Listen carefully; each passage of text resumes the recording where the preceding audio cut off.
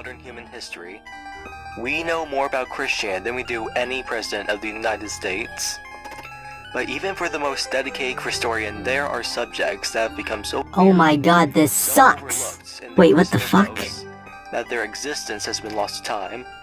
Here, we will be looking at the Chris Chan Iceberg, created by Reddit user Drunk Comic Studios. Eye of the spider is poison, it won't bite. Holy cannoli, kids, I'm Mario, and I'm telling you, if you're not watching the Super Mario Bros. Super Show, you go to hell before you die. Hey nerd, explain this. What? Whoa, holy cannoli, that's a lot of views. What? Holy cannoli? No, as YouTubers, we have a strict obligation to milk any subject that gets a lot of views. We need to hurry and get a Cwcki reading out so I can get back to making part 2 of the Iceberg. Okay, well what are we gonna talk about then? I don't know, but we need to think of something quick. Plumber's log number 224, rap land isn't rapping anymore. Cooper took their king and the money too. We're here to figure out what to do.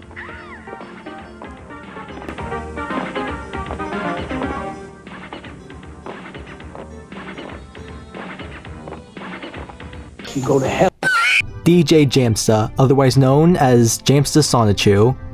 Hey guys, gals, duds and dudettes of all ages. We are rockin' hot at Quickville Beach for Spring Break 08. Y'all know me as Jamsta Sonichu, da DJ with da power.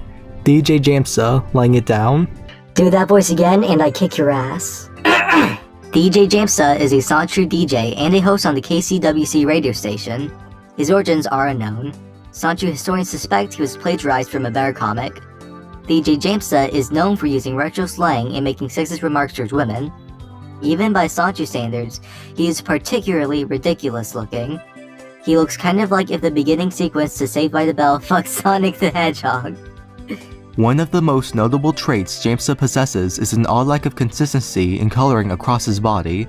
It's also not entirely clear if his ears are just a different color than the rest of his fur, or if he just has a spectacularly terrible hat, or if he is perhaps suffering from male pattern baldness.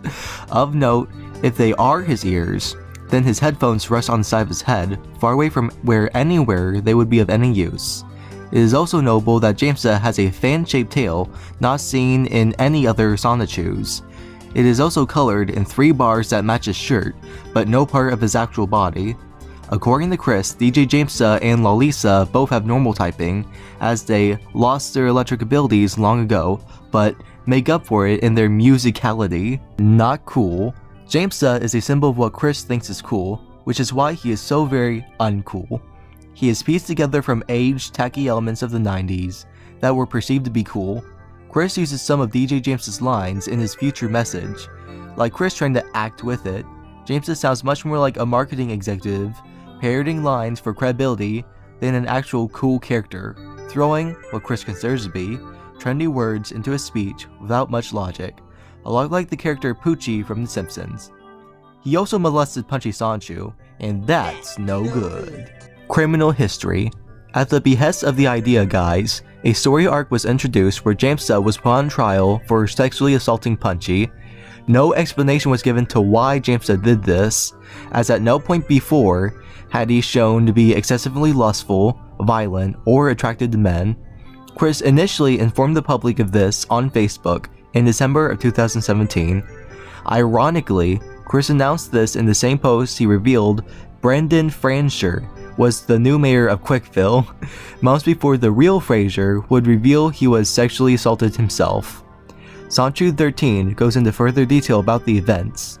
At his trial, Jamsta was shown sweating profusely and terrified, the only time he's ever been shown as anything but a grinning, cool dude.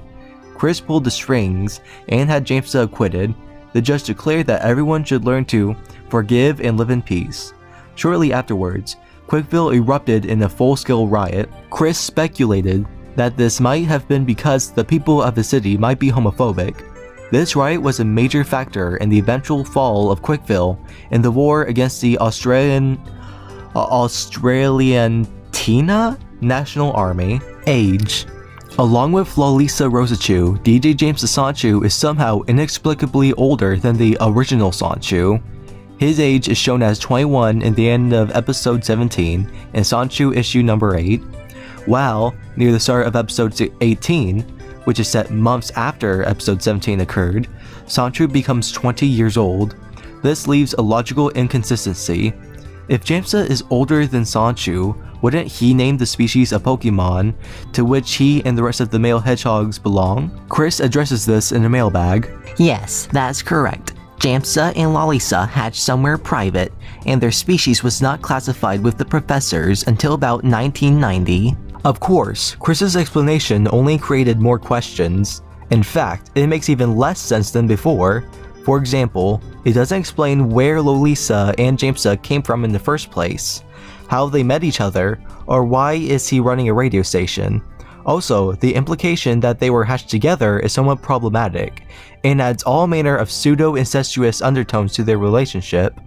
Of course, since all characters seem to regard Chris as a father figure in some warped sense, that's pretty much par for the course. Well, I think we all learned a very valuable lesson. No, we didn't.